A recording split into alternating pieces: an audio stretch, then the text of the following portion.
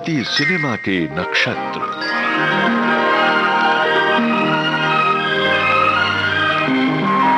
भारतीय सिनेमा के यात्रा को समर्पित विविध भारती की पेशकश।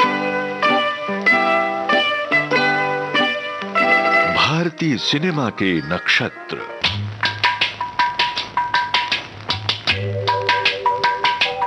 भारतीय सिनेमा के नक्षत्र इस श्रृंखला में आज प्रस्तुत है प्रसिद्ध फिल्मकार ख्वाजा अहमद अब्बास पर केंद्रित कार्यक्रम। पीतल की मेरी बाग रे, दिल रे से मोल मंगाई रे, पीतल की मेरी बाग रे। हमारी फिल्मी दुनिया एक परिवार है। इसी परिवार में एक मामू जान थे। छोटे बड़े सब उन्हें मामू जान कहते और बड़े एहतराम से पेश आते। परिवार से बाहर के लोग उन्हें ख्वाजा अहमद अब्बास के नाम से जानते थे और ख्वाजा अहमद अब्बास जानते थे कि उनकी शख्सियत को लेकर लोग अक्सर सवाल उठाते रहते हैं। पहले सवाल तो ये पैदा होता है कि मैं क्या हूँ। तो मुश्किल ये है कि जर्नलिस्ट कहते हैं कि मैं फिल्म प्रोड्यूसर और डायरेक्टर हूँ। फिल्म प्रोड्यूसर और डायरेक्टर साफ इनकार करते हैं इससे कि मैं फिल्म वाला हूँ, बल्कि वो कहते हैं कि मैं एक जर्नलिस्ट हूँ। और अदीब और क्रिटिक्स जो हैं वो मुझे अदब के महल में दाखिल होने से रोकते हैं। वो कहते हैं कि मैं बिल्कुल अदीब नहीं हूँ। तो मेरी खुद समझ में नहीं आता कि मैं क्या हूँ और क्या नहीं हूँ। कोई बतलाए कि हम बतलाएं क्या। तो मैं अपने आप को तो एक कम्युनिकेटर कहता हूँ कि कुछ बात मुझे कहनी है और लोगों से वो मैं कहना चाहता हूँ। अब उसके लिए जो भी रास्ता मुझे इख्तियार करना पड़े मैं उस रास्ते से चलना पसंद करता हूँ। ख्वाजा अहमद अब्बास ने ये बात बेशक मियाँ गालिब की तर्ज पर कही थी, लेकिन उनका दिल हमेशा मोहब्बत और भाईचारे की तर्ज पर बात करता था। साथी रे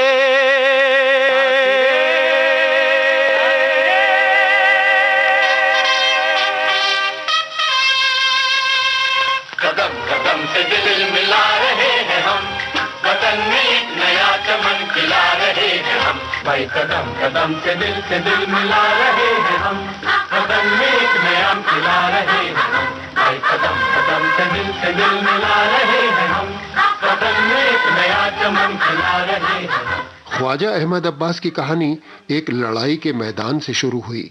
एक ऐसे मैदान से जो 3 खूनी लड़ाइयों के लहू में सना था। इसी मैदान पर बसे हरियाणा के शहर पानीपत में ख्वाजा अहमद अब्बास ने मौलाना अल्ताफ हुसैन के पोते के रूप में जन्म पाया सन 1914 के जून महीने की 4 तारीख को। लड़ाई के मैदान में जन्म पाने का सिला ये मिला कि पूरी जिंदगी लड़ाई का मैदान बनी रही।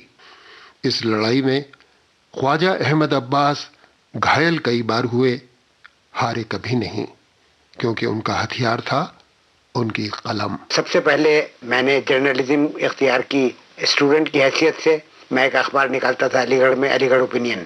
तो वहाँ से मैंने इसकी इब्तिदा की थी। अलीगढ़ ओपिनियन मुझे इसलिए निकालना पड़ा कि नेशनलिस्ट ख्यालात होने की वजह से अलीगढ़ मैगजीन मेरे लिए बंद था। आज़ादी से पहले की बात कर रहा हूँ। तो अलीगढ़ ओपिनियन में मेरे मजमून और कहानियाँ नहीं छप सकती थी, इसलिए मुझे अपना एक हफ्तावार अखबार अलीगढ़ ओपिनियन निकालना पड़ा अपनी राय का इजहार करने के लिए। उसके बाद दूसरे अखबारों में लिखना शुरू किया। पहले नामा निगार की हैसियत से बम्बई क्रॉनिकल और नेशनल कॉल वगैरह पेपर्स में मैं लिखता था, रिपोर्टें भेजता था। और उसके बाद मैं नेशनल कॉल में पहले और बम्बई क्रॉनिकल में बाद में अप्रेंटिस की हैसियत से मैंने छुट्टियों के ज़मानों में काम किया। एक साइकिल पर मैं दिल्ली के गिरदोनवा में चारों तरफ घूमता था और जितनी पुलिस की रिपोर्ट्स और हॉस्पिटल की रिपोर्ट्स थी वो लाता था। लेकिन उन्हीं रिपोर्ट्स के अंदर मुझे कुछ ऐसी ह्यूमन इंटरेस्ट स्टोरीज, एक इंसानी जिंदगी के ऐसे पहलू उजागर मुझ पर हुए कि उन्होंने मुझे आहिस्ता आहिस्ता अफसाना नवीसी शुरू हुई तो कहानियों की जमीन पर समाजवाद और इंसानियत लहराने लगी। ख्वाजा अहमद अब्बास की कलम ने कभी सियासी और मजहबी सरहदों पर हमला किया तो कभी जबान और नस्ल की रवायती दीवारों को गिराने का जतन किया। कलम उनकी महबूब थी और अपनी महबूब का साथ उन्होंने कभी नहीं छोड़ा। मेरी महबूब मेरे साथ ही चलना है तुझे, मेरी महबूब। ये महबूब यानी कलम ख्वाजा अहमद अब्बास का प्यार भी थी और उनकी तलवार भी। इसी को हाथ में थामे अलीगढ़ से दिल्ली होते हुए ख्वाजा अहमद अब्बास बम्बई आ पहुंचे। उन दिनों मुंबई का यही नाम था, बम्बई यानी सपनों का शहर, जहां आज भी हर बरस बेशुमार लोग शोहरत और दौलत की तलाश में आते हैं। लेकिन ख्वाजा अहमद अब्बास यहां आए थे तर्जुबात की दौलत कमाने। मुझे तजर्बा हासिल हुआ मुख्तलिफ किस्म की चीजें लिखने का, तो उन तजर्बों में से एक तजर्बा ये भी था फिल्म पर रिव्यू लिखने का। तो छोटे छोटे फिल्मों पर रिव्यू मैं लिखता था, मगर उसमें क्रिटिक साहब को कुछ ऐसी बात नजर आई कि उन्होंने मुझे एनकरेज करना शुरू किया। और इसके बाद में उनका इंतकाल हो गया, तो एडिटर साहब को मालूम था कि मैं उनकी जगह अक्सर लिखता रहता हूँ, तो उन्होंने मुझे फिल्म क्रिटिक अपॉइंट कर दिया। तो ये थी पहली मंजिल फिल्मों की तरफ आने की। तो फिल्मों में वैसे मेरी दिलचस्पी थी बहुत, क्योंकि फिल्म एक जरिया था कम्युनिकेशन का। लाखों आदमियों से आदमी बातचीत कर सकता है, या उनको अपने ख्यालात बता सकता है, या अपने ख्यालात उन तक पहुंचा सकता है। तो फिर फिल्म क्रिटिक मुझे बना दिया गया, और जब मैंने फिल्म के रिव्यूज लिखने शुरू किए तो उनसे काफी हलचल मच गई। फिल्मों से ख्वाजा अहमद अब्बास का नाता तो जुड़ा, लेकिन कुछ दूर दूर का ही रहा।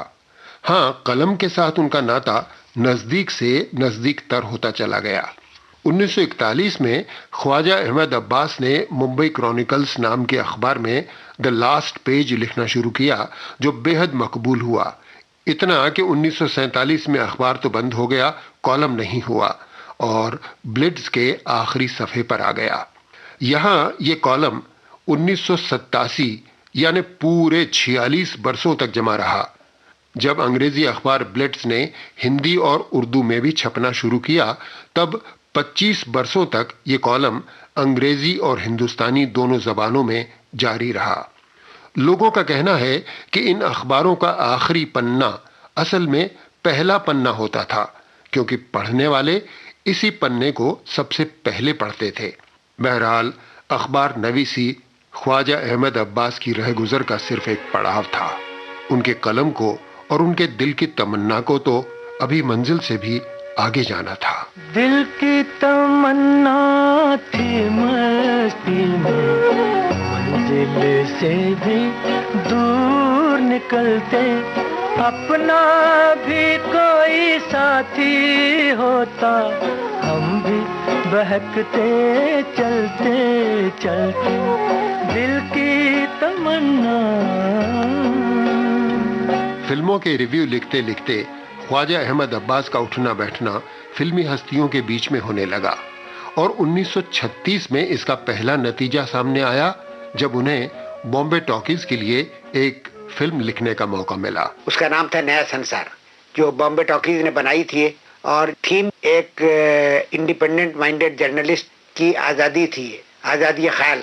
तो उसके अंदर मैंने फिल्म क्रिटिसिज्म का तो सवाल नहीं उठाया था, अपनी आप बीती नहीं बताई थी, लेकिन कहा था कि वो रिपोर्टर जो है वो सच्ची बात लिखना चाहता है, और एडिटर जो है वो डरता है कि ये छप जाएगा अगर, तो इश्तिहार बंद हो जाएंगे, ये बहुत बंद हो जाएगा, वो हो जाएगा। और जो सरमायादार थे शहर के, वो एडिटर को अपने पंजे में कसा हुआ रखना चाहते थे। तो उस वक्त वो कहानी मुखर्जी साहब ने पसंद की और उस पर फिल्म बनाई, और वो फिल्म खुशकिस्मती से मैं उसके साथ आखिर तक वाबस्ता रहा। पहले अखबार में काम करता था और फिर ट्रेन लेकर मलाड जाता था, वहाँ रात भर उनके साथ काम करता था। डायलॉग वगैरह भी सब मैंने लिखे।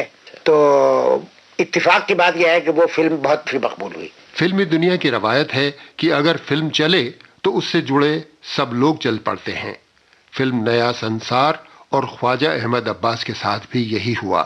फिल्म ने पैसे कमाए तो ख्वाजा अहमद अब्बास की कलम भी कमाने लगी। पहली पिक्चर के तो मुझे 750 रुपए मिले थे लिखने, कहानी लिखने के, सिनेरियो लिखने के और डायलॉग लिखने के। लेकिन दूसरी कहानी में मुझे 2000 रुपए की पेशकश की गई और तीसरी कहानी में 3000 रुपए की। तो उन्होंने कहा कि साहब आप हमारे लिए भी ऐसी ही कहानी लिख दीजिए। तो मैंने एक कहानी लिखी और उसका नाम मैंने रखा स्वांग, जो भेस भरने को कहते हैं, और जिसमें एक लड़की फैंसी ड्रेस के तौर पर एक अमीर लड़की फैंसी ड्रेस के तौर पर एक गरीब लड़की का ड्रेस पहन लेती है और इस तरीके से वो गरीबों की जिंदगी से वाकिफ आशरा होती है। तो और एक गरीब ड्राइवर जो है उससे इश्क करने लगता है और बाद में वो ये समझता है कि इस लड़की ने मुझे धोखा दिया है और असल में ये एक अमीर लड़की ही है, और उसी सिलसिले में एक फैंसी ड्रेस भी उसने पहन लिया था। तो उसका नाम उन्होंने बदलकर नई दुनिया लिख दिया और उसमें इतने चेंजेस किए कि जब वो पिक्चर स्क्रीन पर आई तो मैंने उसे पहचानने से इनकार कर दिया कि आपकी कहानी है, कि ये मेरी कहानी है। दूसरी कहानी थी, वो भी उसके साथ भी कुछ ऐसा ही हुआ। उसका नाम मालूम नहीं क्या था, इस वक्त नाम याद नहीं, मगर उन्होंने भी उसका नाम बदलकर नया कुछ रख दिया था। तो उसके साथ भी ऐसा ही हुआ। तो मैं उन डायरेक्टरों से, उस जमाने में जोश ज्यादा था नौजवानी का, तो मैं उनसे बहुत जाके लड़ा और झगड़ा और उन्होंने तब कहा कि मियां डायरेक्शन जो है वो बड़ी मुश्किल चीज है, कहानी लिखना तो आसान चीज है और डायरेक्टर का ही हक होता है कहानी को चेंज करने का और जैसा वो बनाएगा। मैंने कहा कि साहब आपने अनरियल कपड़े पहनाए हैं, अनरियल सेट लगाए हैं जो कोई जिंदगी से कोई वाबस्तगी नहीं रखते, तो और आपने मेरी कहानी का कुछ बना दिया है। तो उन्होंने कहा हमारा हक होता है, तो अगर तुम्हें हिम्मत है तो तुम डायरेक्ट करो पिक्चर। तो मतलब ये कि इख्तलाफात जो थे, जिन्होंने आपको एक रिव्यू राइटर से अफसाना निगार और उसके बाद फिर जो इख्तलाफ पैदा हुए उसके बाद आपको बहसियत कहानी निगार से फिर डायरेक्टर की तरफ राग़िब किया, शायद यही सिलसिला यही सिलसिला था। बिल्कुल सही आप फरमा रहे हैं। तो मैंने अब डायरेक्शन की तरफ थोड़ी तवज्जो देनी शुरू की। जब मैं जाता था सेट पर तो जरा गौर से देखता था कैमरा कैसे रखा जाता है, डायरेक्शन कैसे की जाती है, शॉट डिवीजन कैसे होता है, इसके बारे में मैंने किताबें भी पढ़ी। किताबें पढ़कर तालीम तो हासिल की जा सकती है, लेकिन उन दिनों फिल्म बनाने के लिए सिर्फ तालीम ही काफी नहीं थी। भारत में बरतानवी सरकार थी और फिल्म बनाने के लिए एक लाइसेंस की दरकार थी। तो उस जमाने में गवर्नमेंट ने कंट्रोल लगा दिया था फिल्म बनाने पर कि जिनको लाइसेंस मिलता था वो ही बना सकते थे पिक्चर।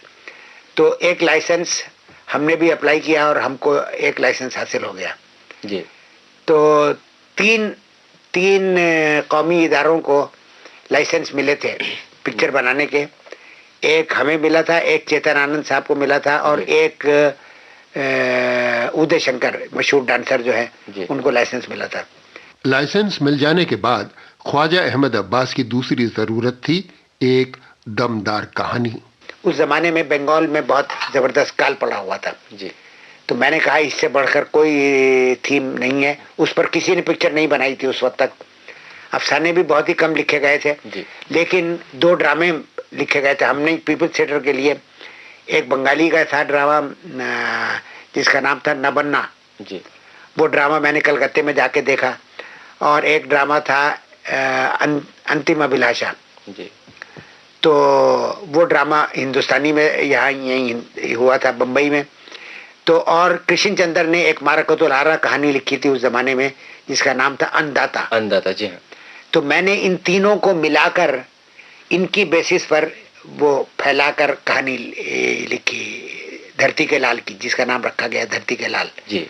धरती के लाल आंसू, दर्द, नाउमीदी और बेबसी के साथ हिम्मत और हौसले की भी कहानी थी। इस फिल्म ने फिल्म संसार में समाजवाद के बीज को अंकुरित करने का काम किया।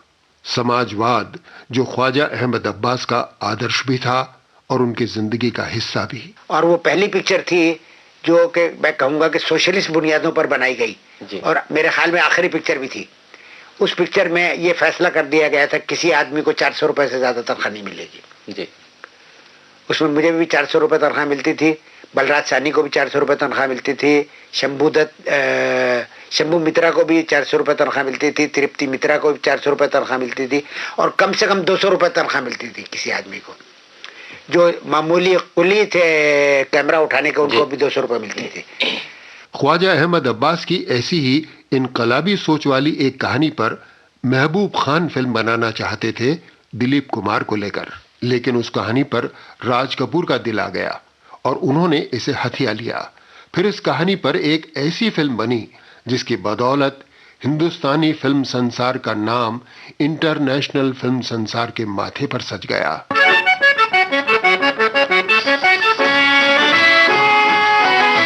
ये फिल्म थी आवारा।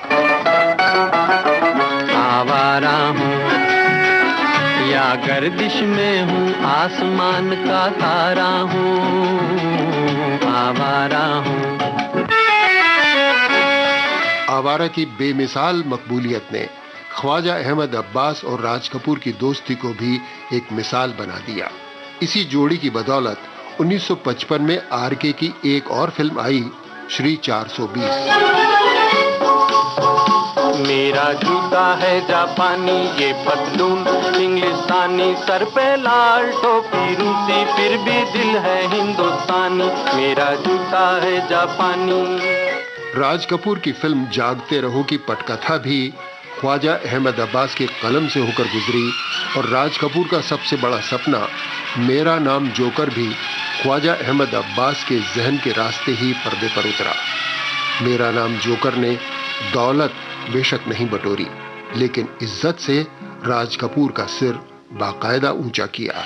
आज भी मैं सर ऊंचा करके कहता हूं, मेरा नाम जोकर। जीना यहाँ मरना यहाँ, इसके सिवा जाना कहाँ। मेरा नाम जोकर को कामयाबी नहीं मिली तो उन्होंने मुझसे कहा कि भाई इस बार आप मेरी खातिर एक लव स्टोरी लिख दीजिए जो कि नौजवानों के लिए खास अपील रखती हो। तो मैंने सोचकर ये कहानी बनाई है बॉबी की, जो कि कुछ रद्दोबदल के साथ राज कपूर ने पेश कर दी। उसकी कामयाबी मेरी कहानी की वजह से नहीं हुई, राज कपूर की रद्दोबदल की वजह से हुई। हम तुम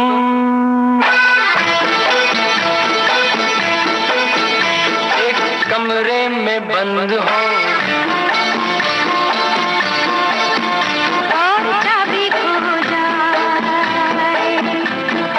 बॉबी की या कहिए ख्वाजा अहमद अब्बास की बदौलत राज कपूर का शोमैन खिताब एक बार फिर आसमानी परचम बन गया।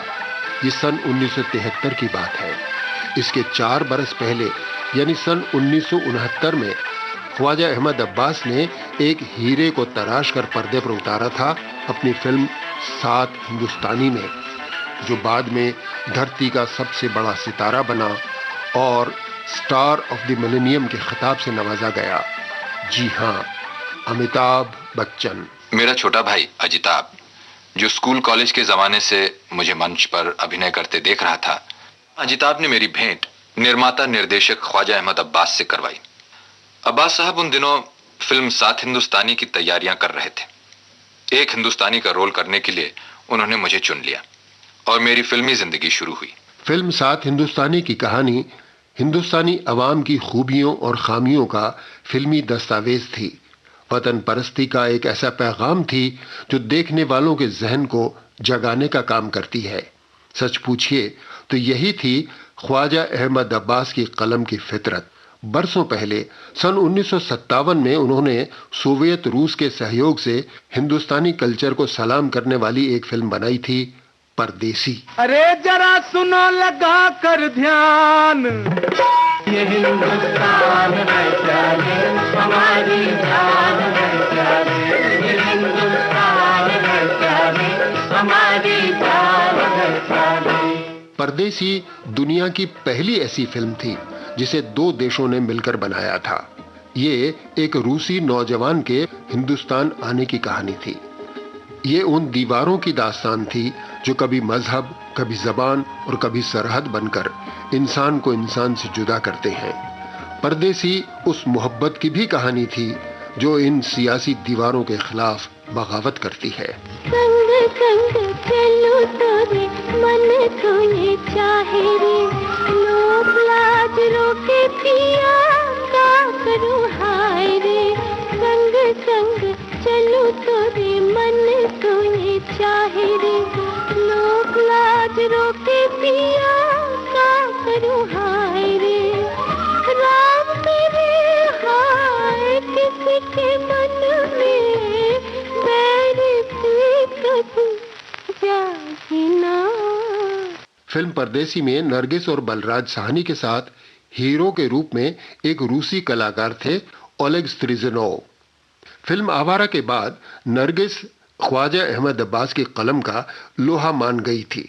शायद इसी वजह से अगले ही बरस यानी सन 1952 में अब्बास साहब ने राज कपूर और नरगिस को लेकर एक फिल्म बनाई, अनहोनी। नरगिस के कहने से ये आवारा की कहानी को उलटकर बनाई गई थी। जैसे आवारा में एक जज का बेटा बुरी संगत में पड़कर आवारा हो जाता है, उसी तरह अनहोनी में दो बहनों की कहानी है।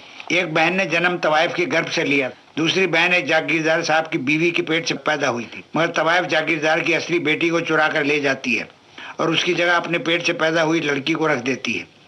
जवान होकर शरीफ की बेटी गंदी जबान वाली तवाइफ की बेटी बन जाती है और तवाइफ की बेटी जागीरदार के घर में पलकर पढ़ी लिखी महजब और कल्चर लेडी बन जाती है। यही मैं दिखाना चाहता था कि इंसान का चरित्र और उसकी किस्मत में जन्म का हिस्सा कम होता है और समाजी वातावरण का ज्यादा। कुछ खो भी दिया, कुछ पा भी लिया, कुछ खो भी दिया, कुछ पा भी लिया, एक राग खुशी ने गा भी लिया और होठों पे फरियाद भी है, दिल शाद भी है, नाशाद भी है। ख्वाजा अहमद अब्बास कलम के सिपाही थे। फिल्म के कैमरे को भी वे सेल्यूलाइड पर लिखने वाली कलम कहते थे। बहुत धारदार थी उनकी कलम, जहां भी चलती अपने निशान छोड़ जाती। जीवन भर वे कलम को थामे रहे। अखबारों, रिसालों, अफसानों और फिल्मों पर उनकी कलम के अनगिनत नक्श आज भी मौजूद हैं। फिल्मी तारीख में उनकी कलम का परचम हमेशा लहराएगा। फिल्म परिवार में अपने रिश्तों की बदौलत इन मामूजान ने 1959 में एक मल्टी स्टार फिल्म भी बनाई। मिलने और बिछुड़ने की इस चौरस्ता कहानी का नाम था चार दिल चार राहें।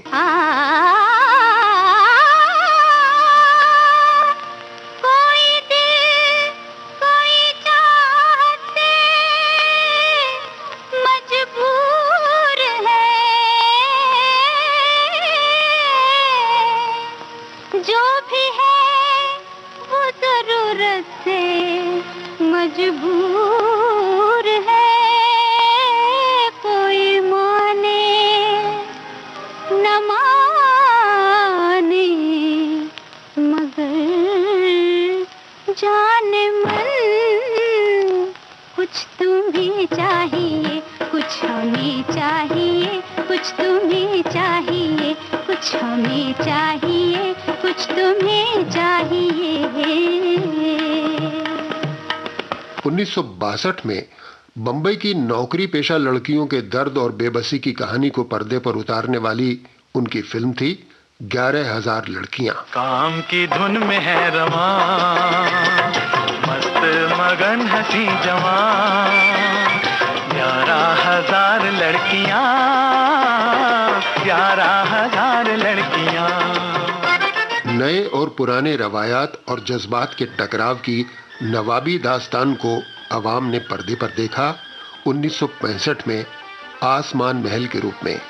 खूबसूरत है तेरी तरह शिकायत तेरी, इस शिकायत से झलकती है मोहब्बत तेरी, खूबसूरत है।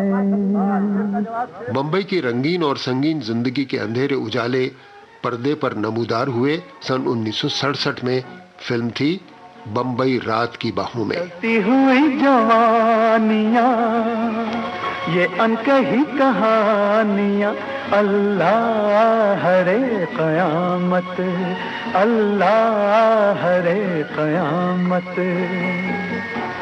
जलती हुई जवानियां।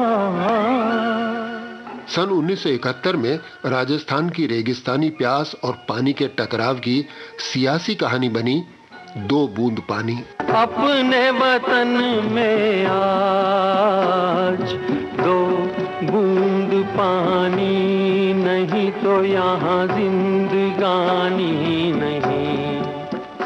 ख्वाजा अहमद अब्बास दिल्ली से मुंबई आए थे, लेकिन तिजारत के इस रेगिस्तान में रुपया वे नहीं कमा पाए। हाँ, इज्जत बेशुमार पाई, मगर इज्जत अपने स्टाफ को तनख्वाह के रूप में नहीं दी जा सकती। उसके लिए तो रुपया चाहिए। मेरे पास अपना कोई खजाना नहीं है, न कोई पूंजीपति मुझे रुपया देने के लिए तैयार है। मेरी फिल्में तो यूं ही लस्टम पस्टम छोटे मोटे कर्ज लेकर ही बनती हैं। अर्ज ये कि मैं एक सरफिरा आवारा किस्म का आदमी हूँ। लेकिन सिरफिरा आवारा किस्म का ये आदमी एक लाजवाब आदमी था, समाजवादी सोच का जीता जागता तर्जुमा। उनकी एक फिल्म को फिल्म फाइनेंस कॉरपोरेशन ने फाइनेंस देने से इनकार कर दिया था, लेकिन जब इसी कहानी पर बनी उनकी फिल्म शहर और सपना को 1963 के लिए राष्ट्रपति का गोल्ड मेडल दिया गया, तो ख्वाजा अहमद अब्बास ने इनाम और मुनाफे की रकम अपनी यूनिट के लोगों में बराबर तकसीम कर दी। समाजवादी सोच केवल तकरीरों, रिसालों या फिल्मों में बयान करने की ही नहीं, जिंदगी में उतारने और उस पर अमल करने की भी चीज है। 7 हिंदुस्तानी के दिनों को याद करते हुए अमिताभ बच्चन कहते हैं, 3rd क्लास के कंपार्टमेंट में गाड़ी में बैठ करके हम लोग गोवा गए और रास्ते में जहाँ जहाँ हमें मौका मिलता गया, अगर किसी सर्किट हाउस में जंगल के बीच कहीं एक मकान मिल जाता था तो वहाँ पर हम लोग रहते थे। एक ही हॉल में पूरा कास्ट और पूरे वर्कर्स सब एक साथ वहाँ ज़मीन पे हम लोग सोते थे और सभी एक किस्म का खाना खाते थे। एक ही कमरे में सब लोग रहते थे, एक ही साथ, कोई भेदभाव नहीं था। एक उनका एक बहुत ही सोशलिस्टिक और मॉरल इशू था ये उनके जीवन में, और उसका वो पूरी तरह से उसको वे निभाते थे। अमिताभ बच्चन की तरह और भी जाने कितने ऐसे लोग हैं जिन्होंने ख्वाजा अहमद अब्बास से सीखा। कोई उनकी फिल्मों का मुरीद हुआ तो कोई कलम का। बहुत सारे लोगों ने तो उनकी जिंदगी से सबक हासिल किया, लेकिन 1 जून 1987 को तालीम का यह मदरसा हमेशा के लिए बंद हो गया। कभी कभी लगता है कि जाने वाले क्यों चले जाते हैं, जाने वालों को क्या रोका नहीं जा सकता?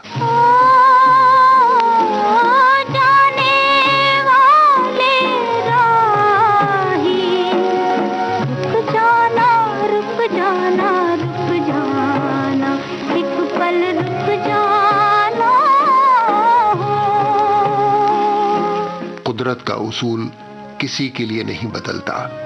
एक दिन सबको जाना पड़ता है, एक पल के लिए भी कोई रुक नहीं पाता। वक्त पूरा होते ही सब चले जाते हैं। सो अखबारों की लाखों कतरनें, सैकड़ों किताबें और 50 फिल्में पीछे छोड़कर पद्मश्री ख्वाजा अहमद अब्बास भी चले गए, इतिहास के पन्नों में दर्ज हो गए। कोरे कागज पर पड़ी हुई उनकी कलम उनको सदा याद करती रहेगी, शायद कहती रहेगी, अलविदा दसवीदानिया। याद दसवीदानिया, याद दसवीदानिया, यार को तड़पाने वाले यार दसवीदानिया, मिलेंगे जाने वाले यार दसवीदानिया, मिलेंगे जाने वाले यार दसवीदानिया।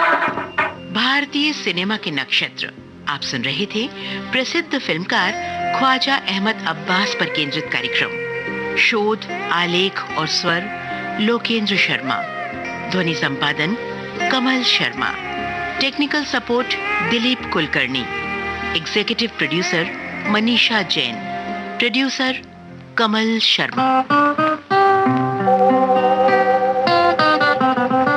भारतीय सिनेमा के नक्षत्र।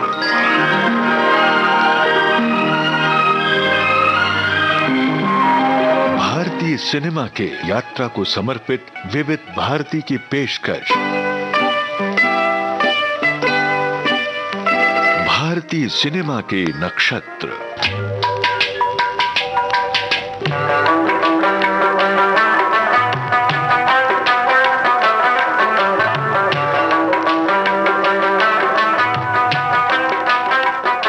जाने माने लेखक, निर्माता, निर्देशक और पत्रकार ख्वाजा अहमद अब्बास पर केंद्रित भारतीय सिनेमा के नक्षत्र कार्यक्रम आपने सुना। ये रिकॉर्डिंग हमने अपने संग्रहालय से प्राप्त की थी। ख्वाजा अहमद अब्बास की इस दास्तान के बाद आइए उन फिल्मों के गाने सुनते हैं जिनमें ख्वाजा अहमद अब्बास का योगदान रहा है। पहले सुनते हैं उन फिल्मों के गाने जो खुद ख्वाजा अहमद अब्बास ने बनाई।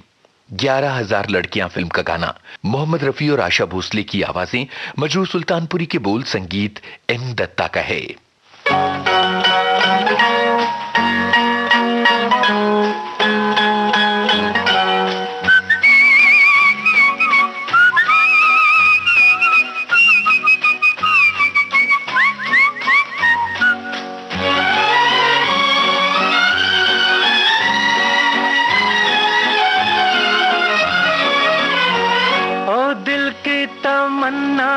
थी मस्ती में मंजिल से भी दूर निकलते, अपना भी कोई साथी होता, अपना भी कोई साथी होता, हम भी बहकते चलते चलते। हो दिल की तमन्ना थी मस्ती में मंजिल से भी दूर निकलते, अपना भी कोई साथी होता, हम भी बहकते चलते चलते। हो दिल की तमन्ना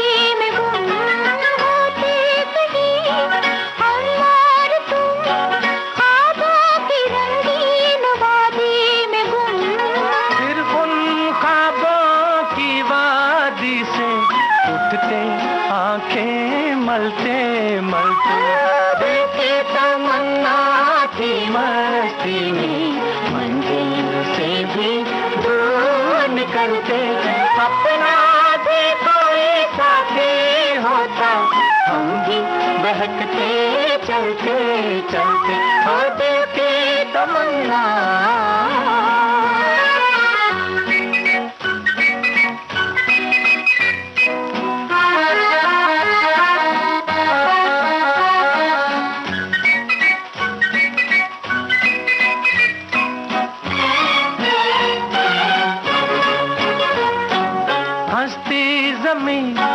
गाते कदम चलते नजारे चलते जो हम, हंसती जमीन गाते कदम चलते नजारे चलते जो हम। रुक रुक जाता ढलता सूरज ढलते ढलता। ओ दिल की तमन्ना थी मस्ती में मंजिल से भी दूर निकलते, अपना भी कोई साथी होता, हम भी बहकते चलते चलते। हो दिल की तमन्ना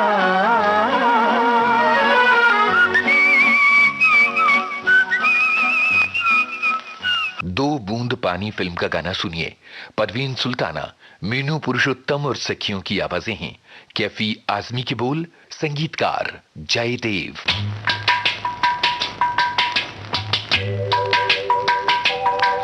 पीतल की मेरी बाग रे, दिलड़ी से मोल मंगाई रे। पीतल की मेरी बाग रे, दिलड़ी से मोल मंगाई रे। पाँव में घुंघरू बांध के अब पनिया भरन हम जाई रे। पाँव में घुंघरू बांध के अब पनिया भरन हम जाई रे। पीतल की मेरी गाग रे।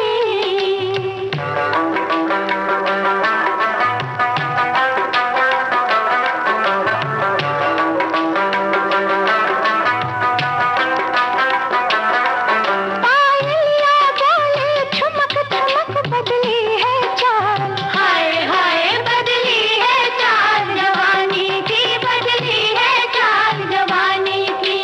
चुनरी सर के इधर उधर बेशर्मी देख, होए होए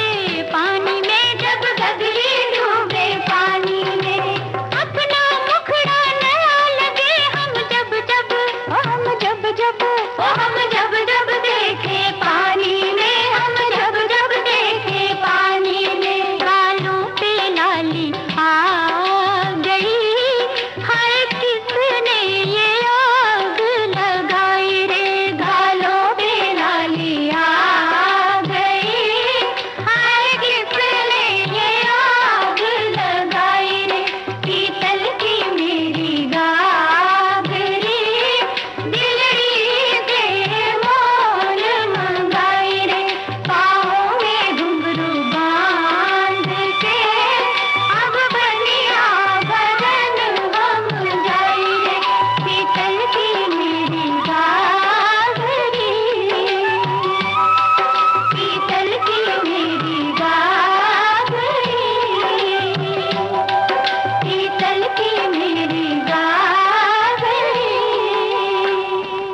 अब उन फिल्मों की गाने जिनके लेखक ख्वाजा अहमद अब्बास रहे हैं। फिल्म आवारा, आवाजें शमशाद बेगम और साथियों की, संगीतकार शंकर जयकिशन।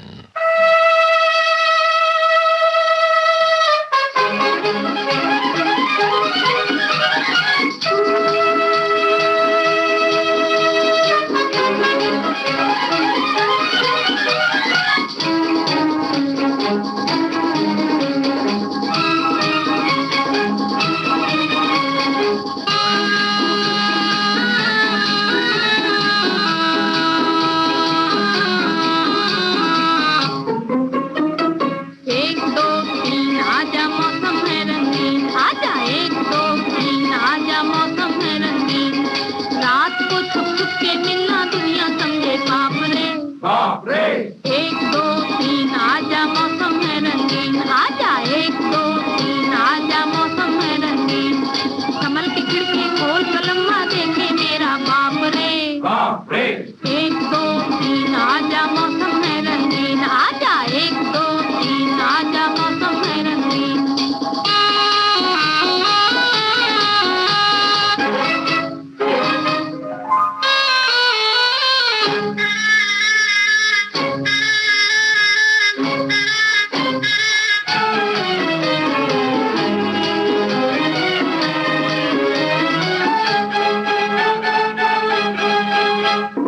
ये मत मत जवानी है, ये मत मत जवानी है, तेरे लिए ये दीवानी है, धूप के इस गहराई में, धूप के इस गहराई में, देख ले कितना पानी है। एक दो तीन आजा मौसम है रंगीन, आजा एक दो तीन आजा मौसम है रंगीन।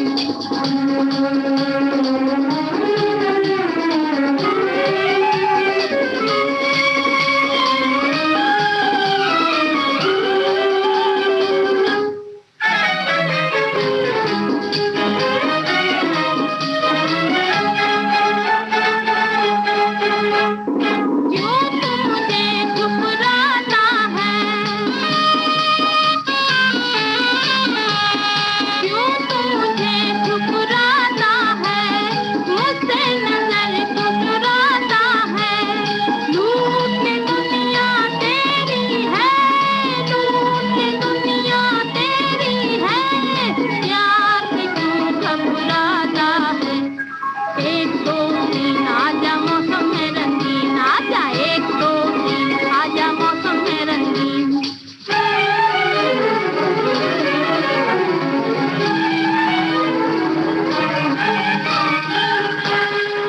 फिल्म श्री 420 का ये गाना आशा भोसले, मन्ना डे और साथियों की आवाजों में, शैलेंद्र के बोल, संगीत शंकर जयकिशन का।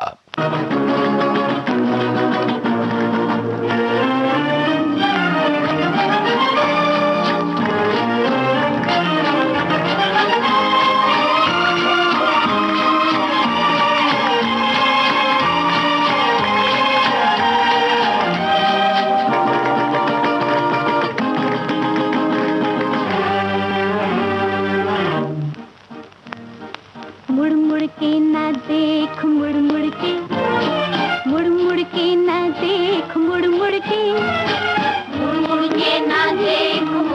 के, मुड़ मुड़ के ना देख मुड़ मुड़ के।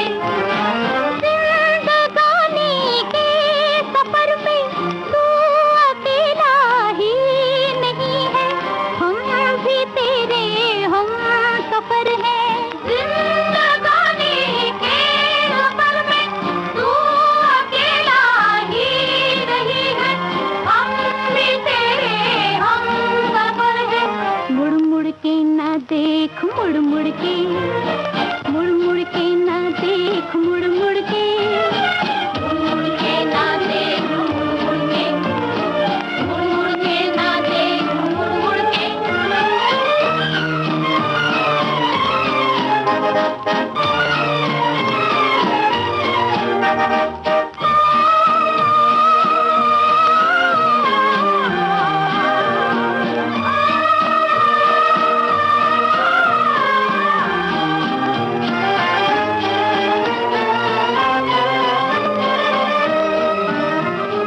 आए गए मंजिलों के निशान, लहरा के झूमा झुका आसमां, लेकिन रुकेगा न ये कारवां।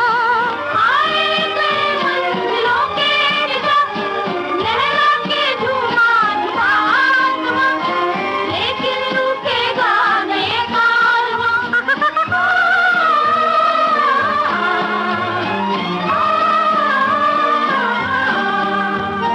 मुड़ मुड़ के ना देख मुड़ मुड़ के, मुड़ मुड़ के ना देख मुड़ मुड़ के, मुड़ मुड़ के ना देख मुड़ मुड़ के, मुड़ मुड़ के ना देख मुड़ मुड़ के।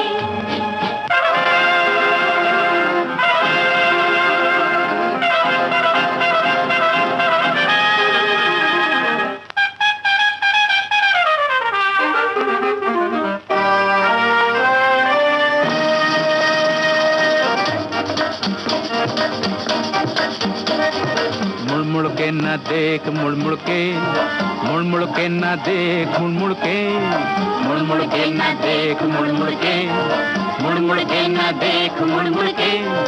जिंदगानी के सफर में तू अकेला ही नहीं है, हम भी तेरे हम सफर है। जिंदगानी के सफर में तू अकेला ही नहीं है, हम भी तेरे हम सफर है। मुड़ मुड़ के ना देख मुड़ मुड़ के, मुड़ मुड़ के ना देख मुड़ मुड़ के, मुड़ मुड़ के ना देख मुड़ मुड़ के, मुड़ मुड़ के ना देख मुड़ मुड़ के।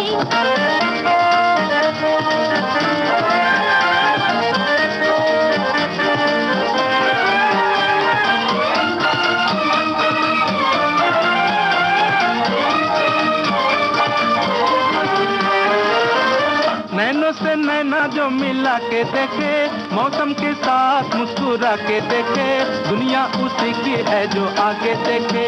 नैना से नैना जो मिला के देखे, मौसम के साथ मुस्कुरा के देखे, दुनिया उसी की है जो आगे देखे। मुड़ मुड़ के ना देख मुड़ मुड़ के, मुड़ मुड़ के ना देख मुड़ मुड़ के, मुड़ मुड़ के ना देख मुड़ मुड़ के, मुड़ मुड़ के ना देख मुड़ मुड़ के।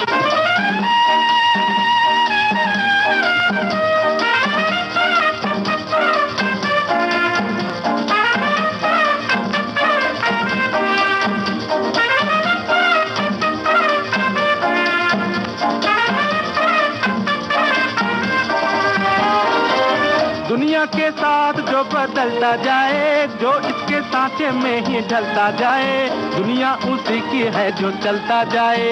दुनिया के साथ जो बदलता जाए, जो इसके सांचे में ही ढलता जाए, दुनिया उसी की है जो चलता जाए। मुड़ मुड़ के ना देख मुड़ मुड़ के, मुड़ मुड़ के ना देख मुड़ मुड़ के, मुड़ मुड़ के ना देख मुड़ मुड़ के, मुड़ मुड़ के ना देख मुड़ मुड़ के। जिंदगानी के सफर में तू अकेला ही नहीं है, हम भी तेरे हम सफर है। जिंदगानी के सफर में तू अकेला ही नहीं है, हम भी तेरे हम सफर हैं। मुड़ मुड़ के ना देख मुड़ मुड़ के, मुड़ मुड़ के ना देख मुड़ मुड़ के, मुड़ मुड़ के ना देख मुड़ मुड़ के, मुड़ मुड़ के ना देख मुड़ मुड़ के, मुड़ मुड़ के ना देख मुड़ मुड़ के, मुड़ मुड़ के ना देख मुड़ मुड़ के, मुड़ मुड़ के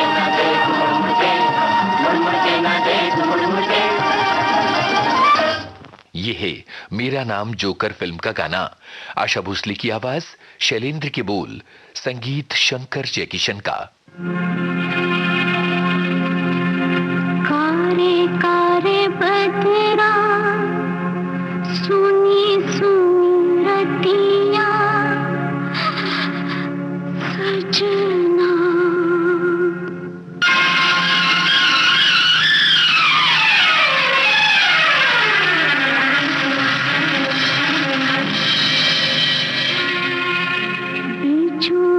जो चमके धड़क जाए छतिया,